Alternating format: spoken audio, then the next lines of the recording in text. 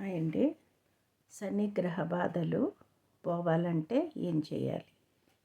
అందరికీ కూడా అర్ధాష్టమ శని, అష్టమ శని, శని గ్రహ బాధలు పోవాలంటే ఏం చేయాలంటే మనం నవగ్రహాల గుడికి వెళ్ళి అక్కడ శనీశ్వరుని ముందు నల్ల నువ్వుల నూనె, నల్లవత్తే తీసుకోవాలి. నైవేద్యంగా బెల్లము, నల్ల నువ్వులు, నల్ల మినుములు తీసుకోవాలి. ఇవి శనీశ్వరుడి ముందు ఒక ప్రమిదలో నువ్వుల నూనె పోసి, కొద్దిగా నువ్వులు పోసి, నల్ల వత్తిని వెలిగించి 9 ప్రదక్షిణాలు చేసుకుని నైవేద్యంగా బెల్లము, నువ్వులు, మినుములు అక్కడ నైవేద్యంగా పెట్టి ఆ శనీశ్వరుణ్ణి బాగా నమస్కారం చేసుకోవాలి.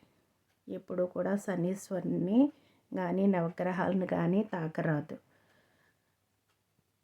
అలా 9 శనివారాలు చేసినట్లయితే ఆ శనీశ్వరునికి 9 ప్రదక్షిణాలు చేసి 9 శనివారాలు ఇలా నల్ల నువ్వులు నూనె దీపం పెట్టినట్టయితే, నైవేద్యంగా నల్ల నువ్వులు, బెల్లము, మినుములు పెట్టినట్టయితే మనకి శనిగ్రహ బాధల నుంచి విముక్తులమవుతాము.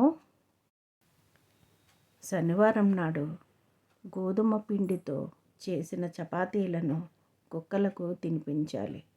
ఆవుకి నల్ల నువ్వులు, బెల్లము కలిపింది నల్ల ఆవు దొరికితే నల్ల ఆవుకి కానీ తినిపించినట్లయితే చాలా మట్టుకు శని బాధలు పోతాయి. శనివారం నాడు, అమావాస్య నాడు పేద ప్రజలకు ఆహారాన్ని దానముగా ఇవ్వాలి. ఎందుకంటే వాళ్ళకి ఆకలి బాధను తీర్చినట్లయితే మనకి ఆ శనీశ్వరుడు బాధ పెట్టడు. చలికాలంలో పేద ప్రజలకి దుప్పట్లను, రగ్గులను దానంగా ఇవ్వాలి. ఎండాకాలంలో గొడుగుని, చెప్పులను దానంగా ఇవ్వాలి పేద ప్రజలకు. ఆవుకి పచ్చటి గడ్డిని నైవేద్యంగా ఇవ్వాలి, అంటే ఆహారంగా ఇవ్వాలి. దేవాలయాల్లో దీపాన్ని వెలిగించే నిమిత్తం నూనెను దానంగా ఇవ్వాలి. అలాగే ప్రసాదాన్ని సమకూర్చటం కోసం బెల్లాన్ని, బియ్యాన్ని,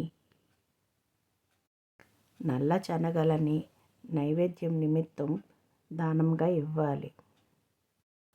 అలాగే అయ్యప్ప స్వాములకు ఫలాలను మనం ఇవ్వాలి. ఒక తమలపాకు, చెక్క, 2-3 రకాల పళ్ళు మనం శక్తి మేరకు ఆ అయ్యప్ప స్వాములకు మనం దానంగా ఇచ్చినట్టయితే చాలా చాలా విశేషమైన ప్రాప్తి మిగులుతుంది మనకి. అలాగే పేద స్వాములు ఉంటారు కదా, వారి కోసం ఆ శబరిమల వెళ్ళడానికి యాత్రకు తగిన మీకు ఎంతవరకు వీలైతే అంతవరకు డబ్బుని కానీ ఆహారాన్ని కానీ సమకూర్చి వారికి ఇచ్చినట్టయితే చాలా విశేషమైన ప్రాప్తి మిగులుతుంది మనకి. ప్రాప్తి అంటే పుణ్యప్రాప్తి మనకి వస్తుంది. ఈ విధంగా చేసినట్లయితే మనం ఈ శనిగ్రహ బాధల నుంచి చాలా మట్టుకు తప్పించుకోవచ్చు. ఆయన శాంతించి మనకంతా మంచి చేస్తాడు, పీడించకుండా ఉంటాడు మనల్ని. పెద్ద పెద్ద కష్టాల నుంచి సులువుగా బయటపడేస్తాడు మనల్ని.